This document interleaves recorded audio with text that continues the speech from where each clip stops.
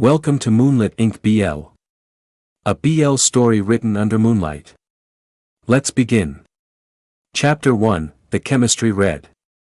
The air in the rehearsal studio was thick with the scent of expensive espresso and the ozone of industrial air conditioners. Devin Cole sat at the long mahogany table, his fingers tracing the embossed title on his script, Vices of the City. He was 24, and according to his agent, this was his arrival. But sitting there, Devin felt less like a rising star and more like a stowaway. He adjusted his thrifted denim jacket, feeling painfully out of place next to the sleek, designer-clad producers. Then, the door opened. The room didn't just go quiet, it seemed to lose oxygen. Jason Adams walked in. At 32, Jason was the kind of actor who didn't just play roles, he haunted them. He was wearing a simple black cashmere sweater and slate gray slacks, looking every bit the serious artist the tabloids adored. "Sorry I'm late," Jason said. His voice was a rich, textured baritone that vibrated in Devin's chest. "Traffic on the 405. He didn't look at the room.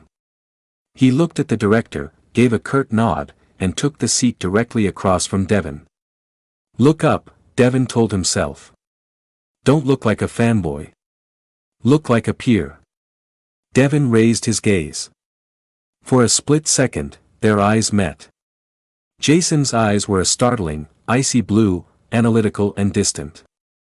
He gave Devin a nod so brief it was almost a twitch of the jaw, then immediately looked down at his script, uncapping a fountain pen.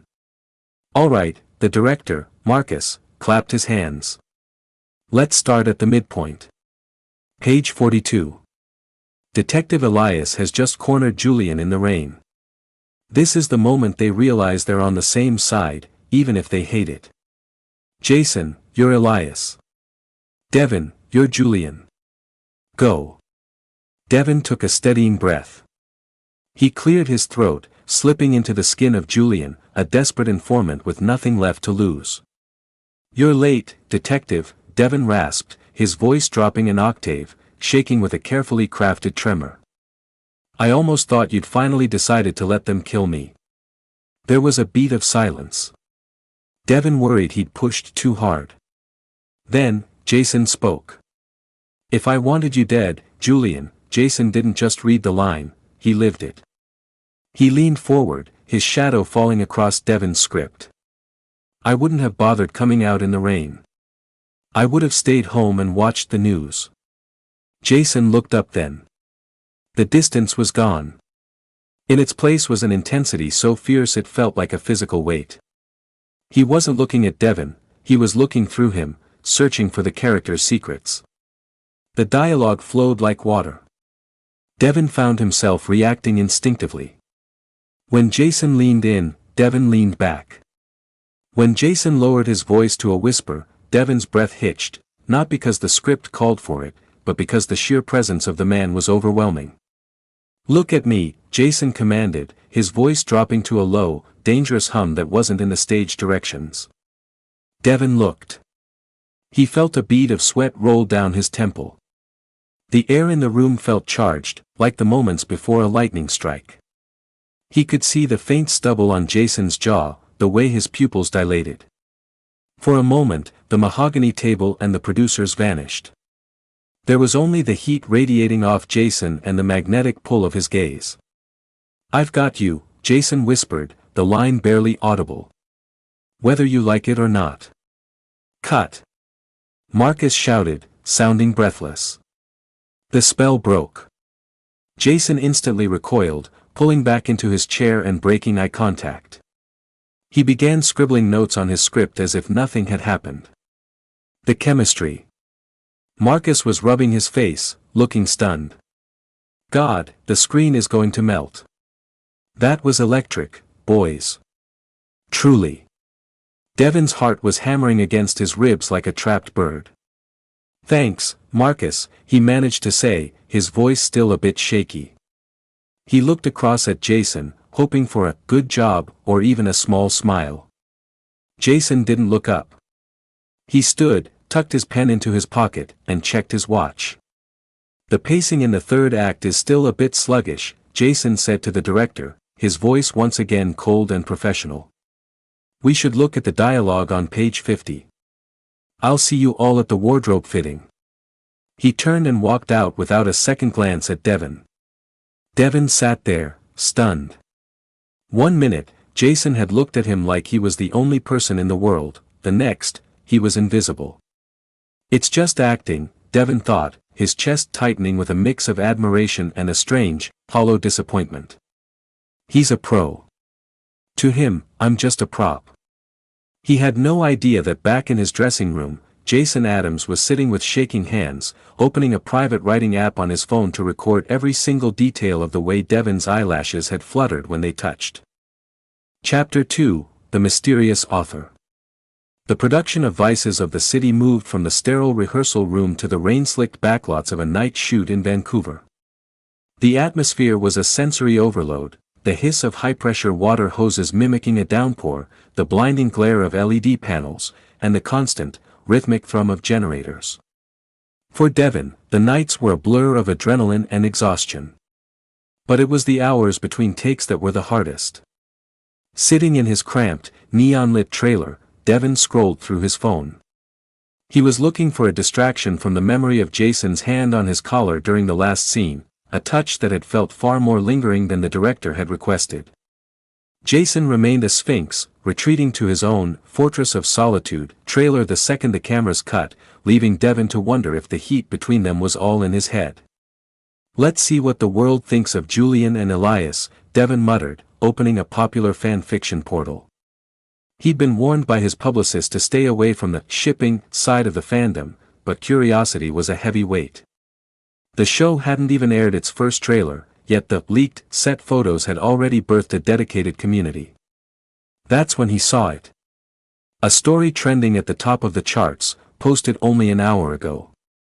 Title, The Rain Between the Ribs Author, Midnight_Adonis tags, hashtag slow burn hashtag under the skin hashtag stolen glances. Devin clicked. He expected fluff, or perhaps some melodramatic reimagining. Instead, he found prose so sharp it felt like a razor blade. Julian didn't taste like the street grime he wore as a disguise. He tasted like the peppermint tea he'd been sipping in the shadows of the precinct, a sharp, cooling contrast to the humidity of the night.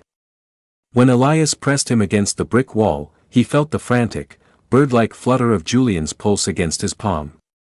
It wasn't fear. It was a resonance, a frequency only the two of them could hear. Devin's breath hitched. Peppermint tea.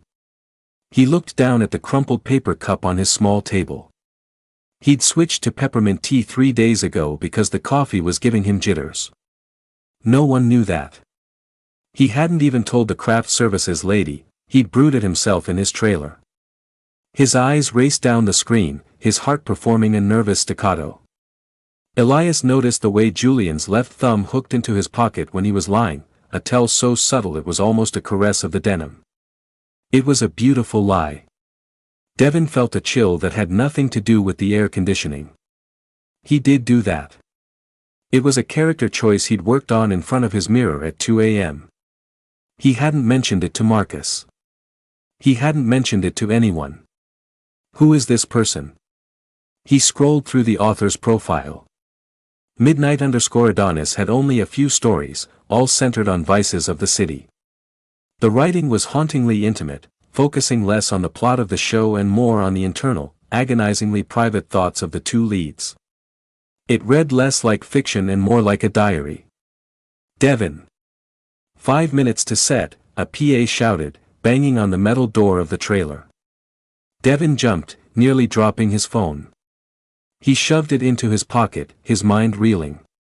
Midnight_Adonis had described the exact way Devin's eyes darkened under the blue gel lights, a detail that would only be visible to someone standing less than a foot away. Someone like Jason. No. Don't be ridiculous, Devin thought, his face flushing hot. Jason Adams is an A-lister. He doesn't spend his nights writing homoerotic prose about his co-star on a fan forum. He's probably reading Shakespeare or brooding over a glass of neat bourbon. He stepped out into the artificial rain, his boots splashing in the puddles. He saw Jason standing by the camera rig, wrapped in a heavy parka, his face illuminated by the glow of his own tablet.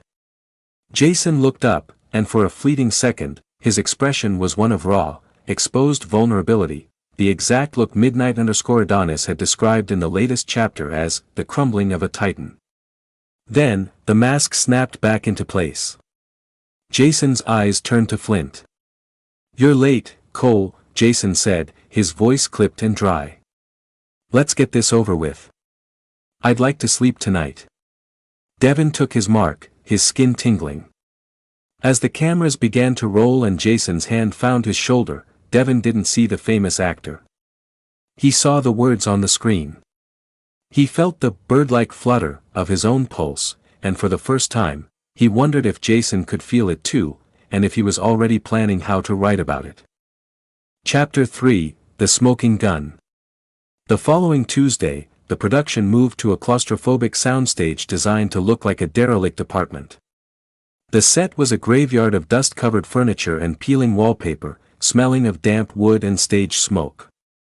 Between setups, the power on the soundstage flickered and died, a transformer blown by the relentless Vancouver storms. The set plunged into a murky, emergency light red. "Take 20, people. Stay near your marks." Marcus's voice echoed through the gloom. Devin found himself leaning against a fake kitchen counter, his breath visible in the chilly air. Jason was only a few feet away, perched on a vintage velvet sofa that looked like it belonged in a museum. He had been unusually quiet all night, his brow furrowed as he tapped away at his sleek, silver tablet. "Mr. Adams? Your agent is on the secure line in the production office," young PA whispered, scurrying over. "They say it's urgent. Something about the can schedule." Jason sighed, a sound of genuine exhaustion. "Fine. Give me a moment." He stood up, instinctively sliding his tablet onto the sofa cushion.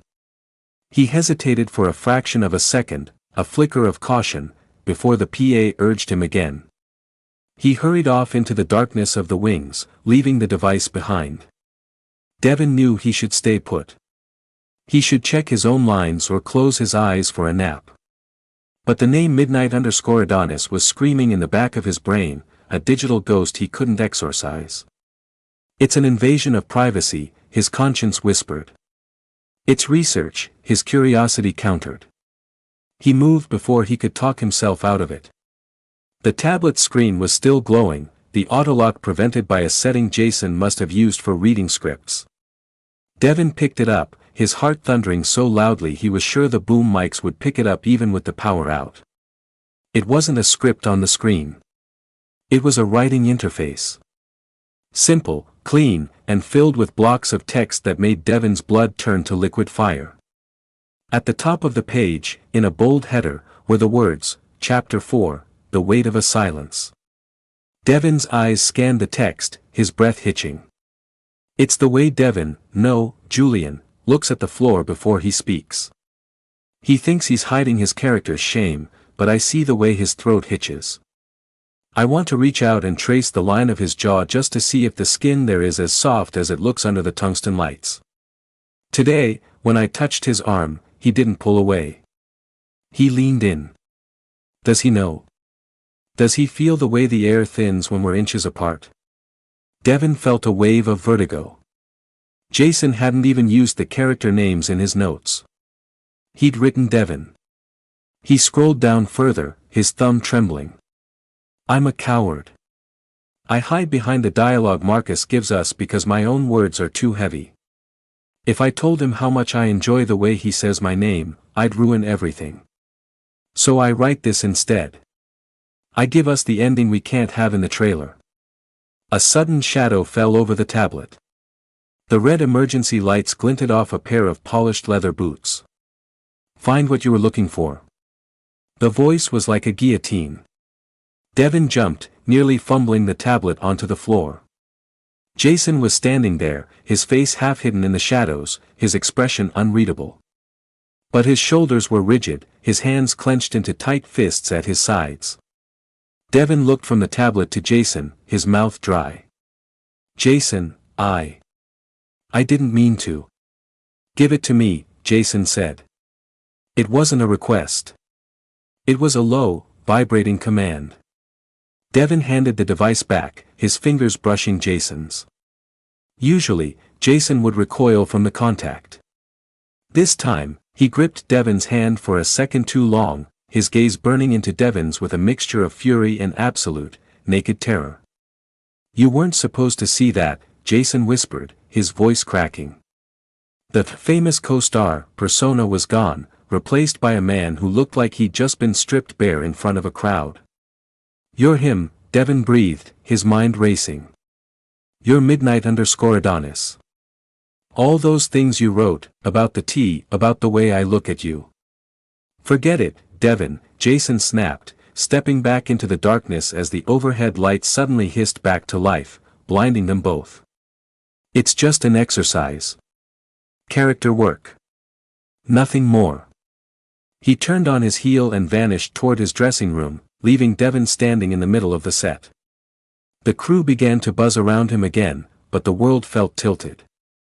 Devin realized then that the chemistry they had on screen wasn't just a product of talent. It was a leak. Jason Adams wasn't just his co-star. He was his most devoted, secret observer. Chapter 4, The Blurred Performance. The following morning, the atmosphere on set was thick with a new kind of electricity, not the manufactured tension of a script, but a volatile, private current that only two people could feel. Jason was the picture of professional composure. He arrived on time, hit his marks, and spoke only to the director. He wouldn't even look in Devin's direction during lighting checks, standing as still as a statue while the crew adjusted his wardrobe. But Devin knew better now. He knew that behind that stoic, A-list mask, Jason's mind was a frantic landscape of words he was too afraid to say out loud. Character work, my eye, Devin thought, his pulse humming. You're terrified because I've read your heart in 12-point font. Scene 58, the interrogation, Marcus announced, his voice echoing through the hollowed-out warehouse they were using as a set. Jason, you're pushing him. You want the truth, but you're starting to care too much. Devin, you're playing it cool, but you're breaking. Let's see that friction. Devin took his seat at the metal table, the cold of the chair seeping through his thin shirt. Jason walked in, casting a long, intimidating shadow. In the script, Elias was supposed to pace behind Julian, a predator circling prey. As the cameras rolled, Jason began his circuit. His footsteps were heavy, deliberate. I know you're lying, Julian, Jason growled, his voice a perfect, gravelly rasp. I can see it in your eyes. You're holding back. Normally, Devin would play this with a defiant glare. But today, he decided to play a different game. He reached into his pocket and, with agonizing slowness, hooked his thumb into the seam of his denim, the very tell Jason had obsessively documented in his fanfiction. He felt Jason's rhythm falter. The footsteps behind him hesitated for a fraction of a second before resuming. He noticed, Devin thought, a thrill of power shooting through him.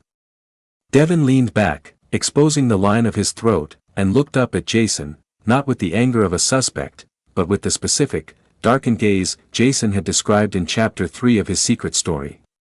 He let his tongue flick over his bottom lip, just once. Jason stopped moving entirely. He was supposed to lean down and slam his hands on the table. Instead, he reached out, his hand hovering inches from Devin's shoulder, trembling almost imperceptibly. The truth, Julian, Jason whispered. His voice broke, not the practiced break of an actor, but the genuine crack of a man losing his grip on the moment. Give me something real. The air between them vanished. Devin could smell the expensive sandalwood of Jason's cologne mixed with the metallic scent of the set. He leaned forward until their foreheads almost touched, defying the blocking the director had given them. Is this real enough for you, detective? Devin breathed.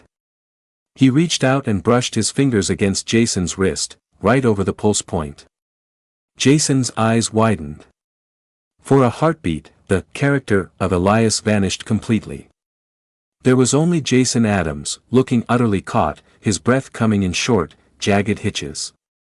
The silence stretched, heavy and dangerous, until it became clear Jason had forgotten his next line. Cut! Cut! Marcus shouted, sounding more confused than angry. Jason? You okay? You missed the cue for the outburst. Jason snapped back as if he'd been electrocuted. He pulled his arm away from Devin's touch, his face flushing a deep, mottled red, a rare sight for a man known for his unflappable cool.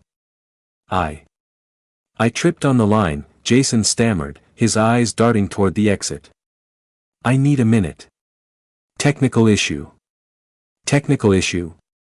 Devin called out, his voice smooth and teasing, meant only for Jason's ears. You seemed pretty immersed to me, Jason. Almost like you'd written the scene yourself. Jason froze at the edge of the light. He turned back, his expression a mix of pleading and fury. He looked like a man who was drowning and wasn't sure if Devin was throwing him a rope or an anchor. Without a word, he turned and bolted toward his dressing room. Devin sat back in the cold metal chair, his own heart racing now. He'd poked the bear, and the reaction had been more explosive than he'd imagined. He felt a strange mix of triumph and guilt. He was winning the game, but for the first time, he realized that for Jason, this wasn't a game at all. It was a confession. Chapter 5, The Confrontation. The silence following Jason's exit was deafening. The crew began to murmur, the sound of gaffer tape peeling and light stands shifting forming a chaotic backdrop to the roar in Devin's ears. He didn't wait for Marcus to give him permission. He stood up, his chair screeching against the concrete floor, and followed the path Jason had scorched through the studio. He reached the heavy steel door of Jason's private dressing room, the sanctum, as the crew called it. Devin didn't knock. He turned the handle and stepped inside. The room was dim, lit only by the warm bulb surrounding a vanity mirror. Jason was hunched over the sink, his hands gripping the porcelain edge so hard his knuckles were white. He didn't turn around, but his reflection caught Devin's eyes in the glass. He looked haggard, the polished veneer of a movie star cracked wide open. Get out, Devin, Jason rasped. Make me, Devin replied, closing the door behind him with a soft thud. The click of the lock felt like a gunshot in the small space. What happened back there, Jason? You've won 3 Oscars. You don't just forget a line because a co-star touches your wrist. Jason spun around, his eyes wild. You know damn well what happened. You were performing it. Not the script. Not the scene. You were performing my words. You were mocking me. I wasn't mocking you. Devin stepped closer, the scent of Jason's sandalwood cologne now thick and intoxicating in the enclosed space. I was testing you. I wanted to see if the man who wrote those beautiful, aching things online was the same man standing in front of me. Because the man in front of me is a wall of ice. I have to be. Jason shouted, his voice cracking as he slammed a hand against the vanity. Do you have any idea what happens to a career like mine if the world finds out I'm obsessed with my lead? If they find out I spend my nights daydreaming about the way you breathe? I'm supposed to be the mentor. The professional. The anchor. Is that what those stories are? Daydreams? Devin was inches away now. He could see the pulse jumping in Jason's neck, the same bird-like flutter Jason had attributed to him. Jason's gaze dropped to Devin's lips, then snapped back up, full of agony. They're everything I can't have. I've spent 15 years building a version of myself that everyone likes. But when I'm writing about Elias and Julian, about us, I feel like I can actually breathe. I can say the things that would ruin me if I said them to your face. Devin felt a swell of something hot and heavy in his chest, a mixture of pity and a burgeoning, undeniable attraction. You think you're so hidden, Jason. But you're the most honest writer I've ever read. You noticed the peppermint tea. You noticed my thumb. You noticed things about me I hadn't even noticed myself. You didn't just write a story, you mapped me out. Jason let out a shaky, self-deprecating laugh. I'm a pathetic fanboy, aren't I? A 32-year-old man writing secret romance about a boy who's just starting his life. You're not pathetic, Devin said softly. He reached out, not tentatively this time, but with a firm hand, cupping Jason's jaw. The stubble was rough against his palm, grounding him. You're just lonely. And you're wrong about one thing. Jason's breath hitched. What? You said you gave us the ending in the stories that we can't have in real life, Devin whispered, leaning in until their noses brushed. But you're the one holding the pen, Jason. You're the only one saying we can't have it. The air in the room seemed to vibrate.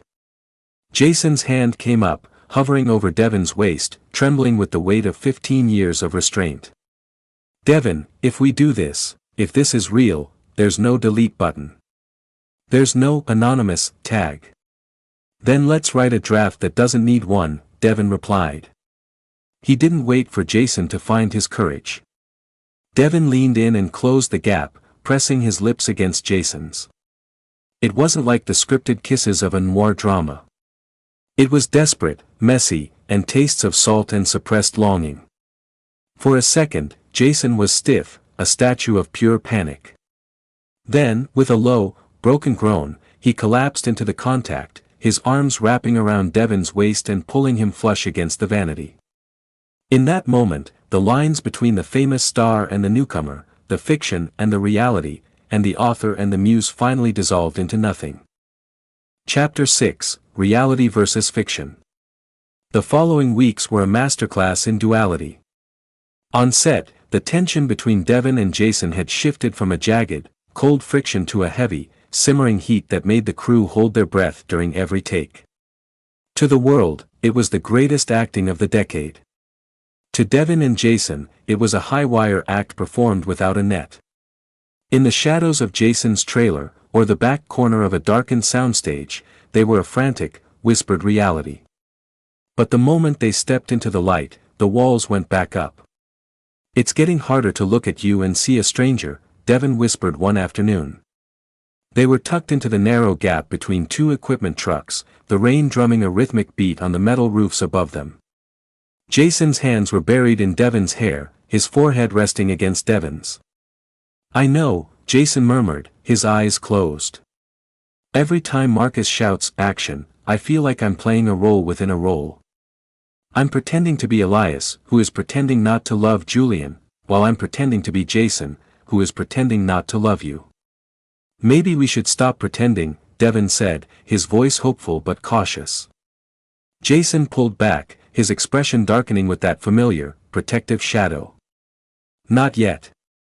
The studio is already hovering. They've seen the dailies. They know that the vibe is too good. The hovering became a full-blown intrusion 2 days later. Devin was in the middle of a costume fitting when his phone buzzed. It was a notification from the fanfiction site. Midnight_Adonis had received a private message. Devin shouldn't have known, he shouldn't have been tracking the account, but he had bookmarked it like a lifeline. Then, he saw a headline on a major blind item gossip site, which A-list actor is writing himself into a romance with his younger co-star. Word is, the fanfiction is getting a little too close to the set reports. His blood ran cold. Devin, stay still, the tailor snapped, pinning the hem of his trousers. Devin didn't hear him. He was watching Jason walk across the lot toward the production office. Jason's gait was stiff, his phone pressed to his ear.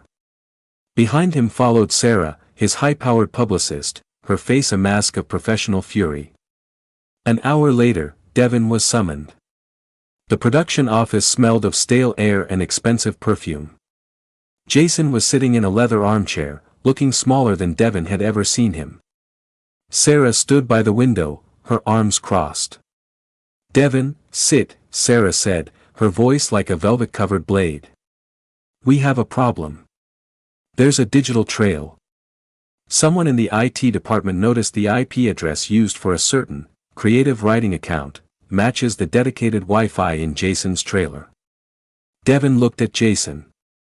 Jason was staring at his boots, his jaw set so tight it looked like stone. The studio wants a clean image for this show, Sarah continued. A veteran star writing gay fanfiction about his protege isn't edgy, to the investors, it's a liability. It looks predatory. It looks unprofessional. It's not predatory if it's mutual, Devin snapped, his heart hammering against his ribs. Jason finally looked up, his eyes wide with a silent plea for Devin to stop. Mutual or not, it's a PR nightmare, Sarah said. If this gets out, it ruins the mystery of the show. It turns a serious drama into a tabloid joke. Jason has agreed to shut down the account and sign a social distance rider for the remainder of the shoot. A what? Devin breathed. No private meetings. No shared trailers. Professional contact only, Jason said, his voice flat and dead. He finally met Devin's eyes. It's for the best, Devin. I'm protecting your career as much as mine. You don't want to be the boy from the fanfic for the rest of your life. You want to be an actor. I want to be yours, Devin thought, the words stuck in his throat like broken glass. As they walked out of the office, the distance between them felt like an ocean. The social distance rider was just a piece of paper, but as Devin watched Jason walk away without a single backward glance, he realized that the fiction had been a sanctuary. Now that the world was looking in, Jason was doing what he did best, he was retreating back into the script, leaving Devin to wonder if their real-life romance was just another chapter Jason was ready to delete. Chapter 7, The Final Act. The final day of filming Vices of the City didn't feel like a celebration, it felt like a funeral. The set was a hollowed-out pier in North Vancouver, the air thick with a biting Pacific fog that clung to the skin like a damp shroud. Since the meeting with the publicist, Jason had been a ghost. He was there, he hit his marks, and he delivered lines with a surgical precision that was technically perfect but emotionally desolate. The social distance rider was working. They hadn't spoken a word off script in 12 days. Devin felt the weight of it in his marrow. He watched Jason from across the pier, standing under the yellow glow of a construction light. Jason looked older, the shadows under his eyes not entirely the work of the makeup department. Final scene, Marcus called out, his voice weary but triumphant. This is it. The goodbye. Elias lets Julian walk away into the fog. No more secrets. Just the truth. Devin took his position at the edge of the pier. The water churned black and cold below. Behind him, he heard the heavy, rhythmic thud of Jason's boots. You're going then, Jason said, his voice Elias's, but the tremor in it belonged entirely to Jason. Devin turned. The script called for a nod and a cold departure. But as he looked at Jason, really looked at him, he saw a man who was drowning in his own silence. He saw the author who had mapped out Devin's soul and was now trying to pretend the map didn't exist. I'm going, Devin replied, stepping closer, breaking the professional distance the studio had demanded. But I'm not leaving everything behind. Jason's eyes flickered, a momentary break in his character's mask. There's nothing left to take, Julian. There's the truth, Devin whispered. He reached out, and for a second, the entire crew seemed to vanish. He grabbed Jason's hand, not a scripted touch, but a desperate, grounding anchor. You can delete the account, Jason. You can sign the papers. But you can't unwrite what happened in that dressing room. You can't unwrite us. Devin, Jason breathed, a warning and a plea all at once. Cut. Marcus yelled, but he didn't sound angry. He sounded like he'd seen a miracle. That's a wrap on Vices of the City. The crew erupted into cheers, the tension of the long shoot finally breaking. But Jason and Devin remained frozen, their hands still locked. Jason pulled back first, his face a mask of agony. He turned and walked toward his trailer without a word, leaving Devin standing in the fog. 3 hours later, the wrap party was in full swing at a nearby bar, but Devin sat alone in his hotel room, his bags packed. He checked his phone one last time.